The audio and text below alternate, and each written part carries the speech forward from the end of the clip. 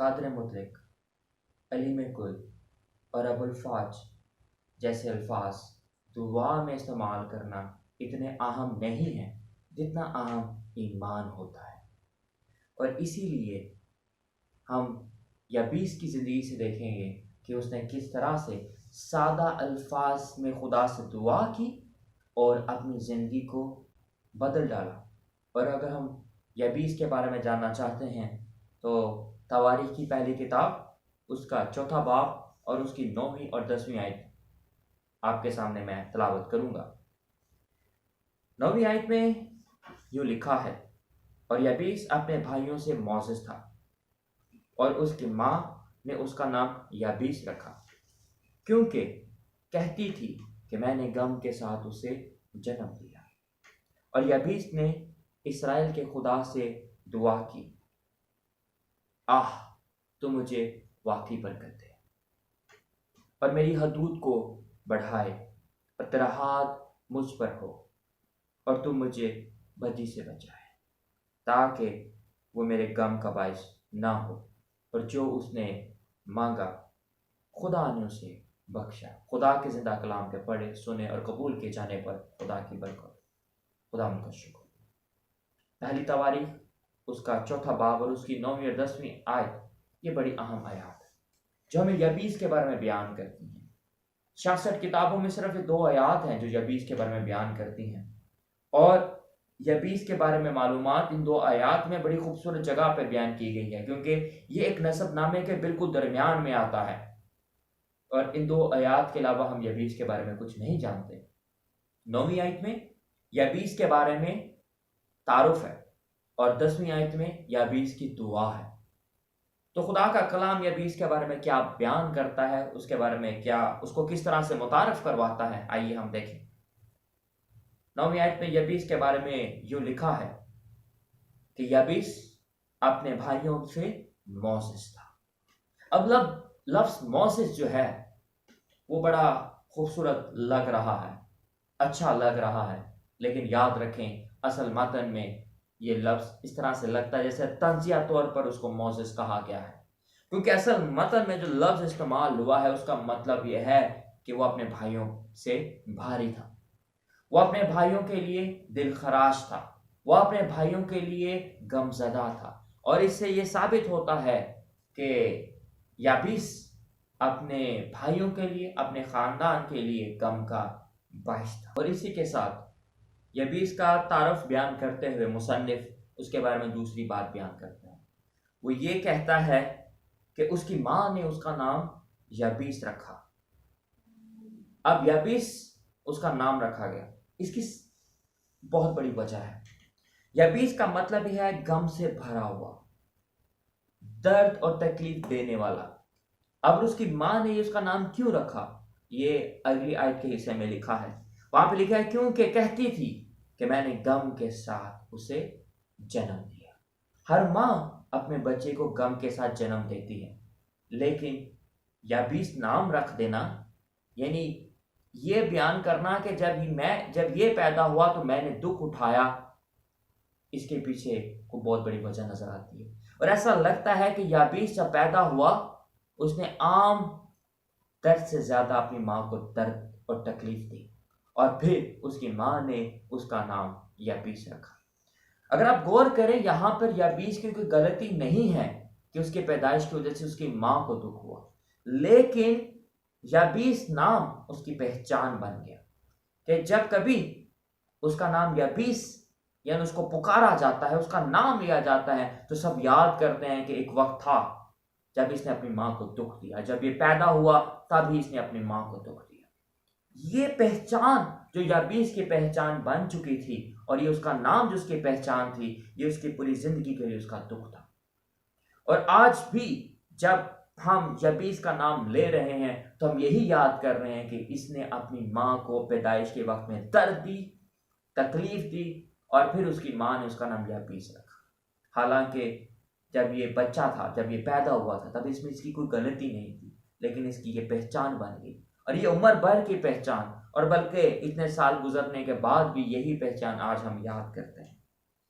یہ پہلی مرتبہ ایسا نہیں ہوا کہ کسی بچے کا منفی انداز میں نام رکھا گیا۔ اس سے پہلے بھی ایسا ہو چکا ہے۔ آئیے میرے ساتھ خدا کے کلام میں سے دیکھیں۔ پیدائش کی کتاب اس کا 35واں باب اور اس کی 16ویں آیت سے لے کے اگر ہم 20ویں آیت تک پڑھتے ہیں تو ہمیں ایک اور شخصیت کا ذکر ملتا ہے جس کا نام بھی منفی انداز میں رکھا گیا۔ یہ وہ شخص ہے جس کو بنیامین کہا جاتا ہے اور اس کے نام سے یاد کیا جاتا ہے۔ 16ویں آیت سے یوں لکھا ہے، اور وہ بیت ایل سے چلے اور افرات تھوڑی ہی دور رہ گیا تھا کہ راخل کے درد ذیل لگا اور وضع حمل میں نہایت دقت ہوئی، اور جب وہ سخت درد میں مبتلا تھی تو دائی نے اسے کہا، ڈر مت، اب بھی تیرا بیٹا ہی ہوگا۔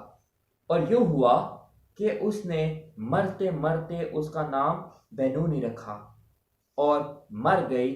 اس کے بعد اس کے باپ نے اس کا نام بنیامین رکھا۔ اب یہ نام جو راخل نے اپنے بیٹے کا رکھا، اس کا مطلب میرے درد کا بیٹا، میری تکلیف کا بیٹا، میرے دکھ کا بیٹا۔ اور پھر یعقوب نے یعنی اس بنونی کے باپ نے اس کا نام بدل کر بنیامین رکھ دیا، جس کا مطلب یہ ہے کہ میری دائیں ہاتھ کا بیٹا۔ اس واقعے سے یہ ثابت ہوتا ہے کہ یابیس وہ پہلا شخص نہیں ہے جس کا نام منفی انداز میں رکھا گیا، بلکہ اس سے پہلے بھی رکھا جاتا رہا ہے۔ اور ہم دیکھ سکتے ہیں، اس کو سمجھ سکتے ہیں کہ یہاں پہ تو اس کے باپ نے اس کا نام بدل دیا، لیکن یابیس کا باپ کا ذکر نہیں ہے کہ وہ اس کا نام بدل دیتا، بلکہ یابیس کی پہچان اور اس کا نام یہ پوری زندگی کا اس کا حصہ بن گیا۔ ابھی جو 9ویں آیت مصنف یہاں پر لکھتا ہے، تو 9ویں آیت میں وہ تعارف بیان کرتا ہے اور بتاتا ہے کہ یابیس اپنے خاندان کے لیے دکھ، درد، تکلیف اور پریشانی کا باعث تھا۔ یہ ان کے لیے غم کا باعث تھا اور یہ ان کے لیے شرمندگی کا باعث تھا۔ اب ایسی حالت ہونا، پوری زندگی میں ایسی پہچان ہونا بہت مشکل ہوتا ہے۔ انسان چاہتا ہے کہ وہ خودکشی کر لے، وہ اپنی جان دے دے، وہ اپنی زندگی کو ختم کر دے، لیکن یابیس دیکھیں کیا کرتا ہے۔ وہ اپنی دکھ، پریشانی اور اس بیماری یا اس مصیبت پر نگاہ نہیں کرتا، بلکہ وہ خداوند پر نگاہ کرتا ہے اور خداوند سے دعا کرتا ہے۔ اور یابیس کی جب آپ دعا دیکھتے ہیں تو بڑی سادہ دعا ہے، اس میں وہ بہت بڑے بڑے الفاظ استعمال نہیں کرتا۔ وہ خدا کو خدا قادر، علیم کل اور اس سے ایسے الفاظ استعمال نہیں کرتا، بلکہ سادہ سے 4 باتیں وہ خدا سے کرتا، صرف 4 باتیں، اور ان 4 باتوں سے اس کی زندگی تبدیل ہو جاتی۔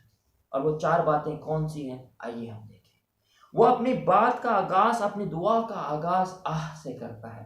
یہ ایک لفظ ہے جو اس کے دکھ کا اظہار ہے، اور پھر وہ آگے جب وہ بات کرتا ہے تو بڑی خوبصورت باتیں کرتا ہے۔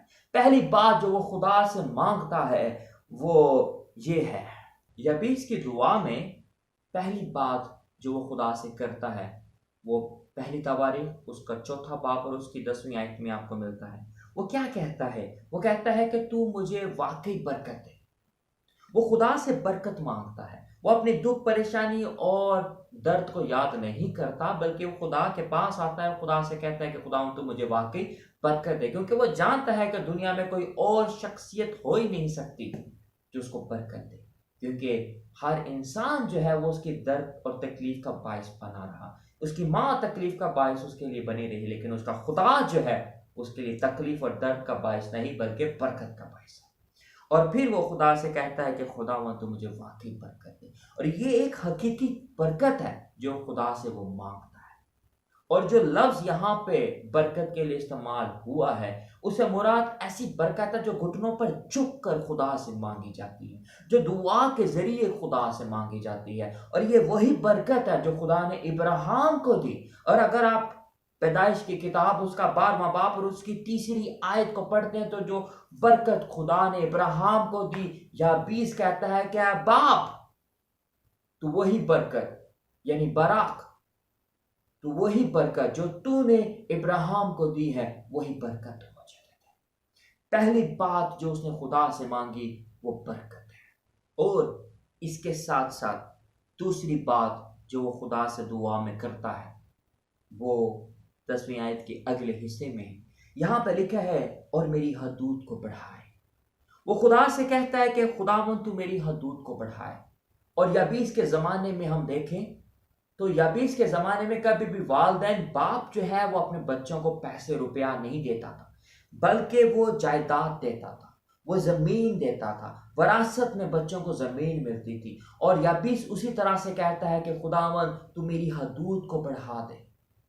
اور ہم جانتے ہیں کہ اس پورے حوالے میں 2 آیات میں یابیس کے باپ کا ذکر نہیں ہے، تو وہ اپنے جسمانی باپ سے دعا نہیں کر رہا، اسے بات نہیں کر رہا، بلکہ روحانی باپ سے کہتا ہے کہ اے خداوند تو میری جائیداد کو، میری حدود کو بڑھا دے۔ اور اسی کے لیے وہ خدا سے دوسری بات مانگتا ہے، کہتا ہے کہ خداوند تو میری حدود کو بڑھا دے۔ اور اگر ہم اس کو روحانی معنوں میں دیکھیں اور آج کے وقت میں دیکھیں تو ہم سب وقت کی قید میں ہیں، ہم سب وقت کی قید میں ہیں۔ جو چیز وقت میں پیدا ہوتی ہے وہ وقت میں ہی ختم ہو جاتی ہے، لیکن میرے استاد بڑی خوبصورت بات کرتے ہیں کہ جن کا تعلق مسیح کے ساتھ جڑ جاتا ہے ان کے پر وقت غالب نہیں آتا، وہ ازلی ہو یا نہ ہو، لیکن اگر ان کا تعلق مسیح کے ساتھ جڑ جاتا ہے تو وہ ابدی ضرور ہو جاتا ہے۔ تو مسیح کے وسیلے سے ایمانداروں کی حدود بڑی ہے۔ اور پھر اسی کی طرح ہم دیکھ سکتے ہیں کہ انسان ہوتے ہوئے ہماری حدود کہاں تک ہے؟ صرف زمین کے گر جانا، یا اس سے زیادہ چاند پر جانا، یا کسی سیارے پہ جانا؟ اس سے بڑھ کر ہم اور کہاں تک پہنچ سکتے ہیں؟ لیکن ہم خدا یسوع مسیح کے شکر گزار ہیں جس کے وسیلے سے ہماری رسائی تیسرے آسمان تک ہوتی ہے، یعنی ہمارے خدا تک ہماری رسائی ہوتی ہے، اور ہم اس تک اپنی التجائیں، اپنی درخواستیں اور اپنی مناجات لے کر جاتے ہیں۔ تو خدا یسوع مسیح کے وسیلے سے ہماری حدود وقت سے بھی آگے بڑھی ہے، اور ہماری حدود اس کائنات سے بھی آگے بڑھ کر تیسرے آسمان تک پہنچی ہے۔ اور جب ہم مزید اس کو آگے دیکھتے ہیں تو 10ویں آیت میں یابیس تیسری دعا خدا سے کرتا ہے، تیسری بات وہ خدا سے کہتا ہے۔ تیسری بات کیا ہے؟ وہ خدا سے کہتا ہے کہ تیرا ہاتھ مجھ پر ہو، تیرا ہاتھ مجھ پر ہو۔ جب وہ یہ کہتا ہے کہ تیرا ہاتھ مجھ پر ہو تو اس سے مراد یہ ہے کہ وہ خدا سے کہتا ہے کہ خداوند تو میری رہنمائی کر، اے خداوند تو مجھے وہ راستہ دکھا جس پر مجھے چلنا ہے، اے خداوند تو مجھے قوت بخش، اے خداوند تو مجھے طاقت بخش۔ اور وہ کیوں یہ کہتا ہے؟ اس کا تعلق چوتھی بات سے، کیونکہ چوتھی بات میں وہ کہتا ہے کہ تم مجھے بدی سے بچائے، تم مجھے بدی سے بچائے۔ اور وہ چوتھی بات میں خدا سے کہتا ہے کہ خداوند تو مجھے بدی سے بچائے، تو مجھے آزمائش سے بچائے۔ اور وہ تیسری بات کا تعلق چوتھی بات کے ساتھ اس لیے جڑتا ہے کیونکہ جب خداوند اس کی رہنمائی کر رہا ہے، جب خداوند اس کے ساتھ ہے، جب خداوند اس کی حفاظت کر رہا ہے، تو وہی اس کو آزمائش میں بھی بچائے گا اور محفوظ رکھے گا۔ اور اسی تعلق سے ہم یہ دیکھتے ہیں کہ یابیس کہتا ہے کہ اس کے دشمن کے منصوبے جو ہے خداوند اسے بچا سکتا ہے، اس کے دشمن کے منصوبے اس کے خلاف چل نہیں سکتے اگر خداوند اس کے ساتھ ہے۔ اس لیے وہ خداوند سے کہتا ہے کہ تیرا ہاتھ مجھ پر ہو۔ اور بالکل اسی طرح بڑی خوبصورتی کے ساتھ یعقوب بھی اپنے عام خط میں یہ بیان کرتا ہے۔ یعقوب کا عام خط اس کا 4 باب اور اس کے 7ویں آیت میں لکھا ہے، پس خدا کے تابع ہو جاؤ اور ابلیس کا مقابلہ کرو تو وہ تم سے بھاگ جائے گا۔ یہاں پر ہم دیکھیں یعقوب بتاتا ہے کہ اگر ہم اپنے آپ کو خدا کے تابع کر دیتے ہیں اور پھر ابلیس کا مقابلہ کرتے ہیں تو وہ ہم سے بھاگ جاتا ہے۔ اس لیے اگر ہم یابیس کو دیکھتے ہیں، اس کے دعا کو دیکھتے ہیں، تو اس نے 4 چیزیں خدا سے مانگی۔ پہلی بات وہ خدا سے کیا کہتا ہے کہ اے خداوند تو مجھے برکت دے۔ دوسری بات وہ خداوند سے کہتا ہے کہ اے خداوند تو میری حدود کو بڑھا دے۔ اور تیسری بات وہ خداوند سے کہتا ہے کہ تیرا ہاتھ مجھ پر ہو۔ اور چوتھی بات وہ کہتا ہے کہ خداوند تو مجھے بدی سے بچائے۔ اور اس سے آگے خوبصورت بات لکھی ہے اس آیت میں، وہ کیا ہے؟ غور کیجئے گا۔ آیت کے اگلے حصے میں لکھا ہے، تاکہ وہ میرے غم کا باعث نہ ہو، تاکہ وہ میرے غم کا باعث نہ ہو۔ یہ بڑی خوبصورت بات ہے۔ یبیس کا نام کا مطلب میں نے آپ کو شروع میں بتایا، اس کا مطلب ہے غم زدہ، غم دینے والا۔ اور جب یبیس اپنی دعا پوری کر لیتا ہے تو آخر میں کہتا ہے تاکہ وہ میرے غم کا باعث نہ ہو۔ اب یبیس جو ہے وہ خداوند سے کہہ رہا ہے کہ وہ میرے غم کا باعث نہ ہو، یعنی یبیس یہ کہنا چاہ رہا ہے کہ اے خداوند، میں اپنے نام کے الٹ ہو جاؤں، میری فطرت بدل جائے اور میری جو زندگی ہے وہ بدل جائے، میرا نام بدل جائے۔ اے خداوند میں یابیس نہ رہوں، کہو کہ میرا نام یابیس ہے لیکن میں یابیس نہ رہوں۔ اسی لیے وہ کہتا ہے کہ وہ میرے غم کا باعث نہ ہو۔ اور پھر جو اس نے مانگا خدا سے، خدا نے اس کو بخش دیا، کیونکہ آیت کے اگلے حصے میں لکھا ہے کہ جو اس نے مانگا خدا نے اس کو بخش دیا۔ 9ویں اور 10ویں آیت یابیس کا تعارف اور یابیس کی دعا، جس کے 4 حصے ہیں اور آج ہم نے دیکھے۔ اور یہی دعا ہمیں دعائے ربانی میں بھی ملتی جلتی لگتی ہے، کیونکہ دعائے ربانی میں بھی خدا یسوع مسیح نے بالکل اسی طرح سے ہمیں سکھایا ہے کہ ہمیں خداوند سے دعا کرنی ہے کہ خداوند تو ہمیں آزمائش سے بچا۔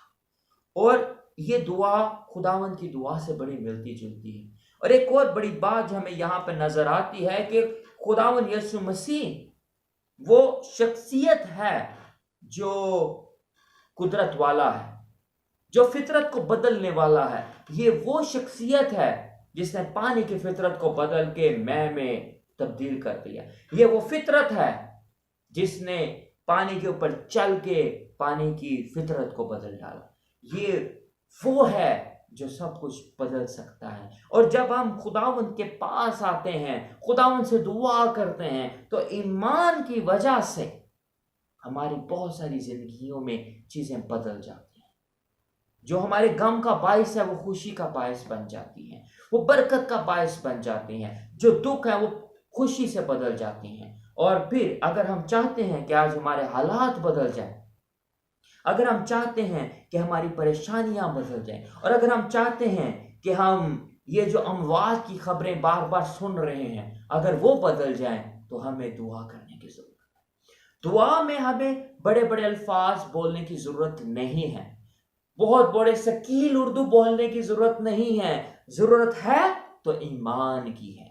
اگر ہمارا ایمان یابیس کی طرح ایک مضبوط ایمان، اور چاہے ہم سادہ الفاظ استعمال کر لیں، وہ بھی ہماری فطرت کو بدل سکتی ہیں، وہ اس دنیا کی فطرت کو بدل سکتی ہیں اور اس دنیا کی حالات کو بدل کے رکھ سکتی ہیں۔ ایک دعا جو میری بیوی نے مجھے سکھائی، وہ میں آپ کے لیے آخر میں آپ سب کے لیے کرنا چاہتا ہوں۔ ہماری دعا ہے کہ آپ جس شخص سے ملیں خداوند آپ کو برکت بخشے، وہ شخص آپ کے وسیلے سے برکت پائے، جس کام کو آپ ہاتھ لگائیں وہ کام آپ کی وجہ سے بابرکت ہو جائے، جس جگہ پر آپ جائیں وہ جگہ آپ کی وجہ سے بابرکت ہو جائے۔ خداوند آپ کو برکت بخشے، اور خداوند آپ کو یہ 4 چیزیں ضرور عطا کرے جو یابیس خداوند سے مانگتا ہے۔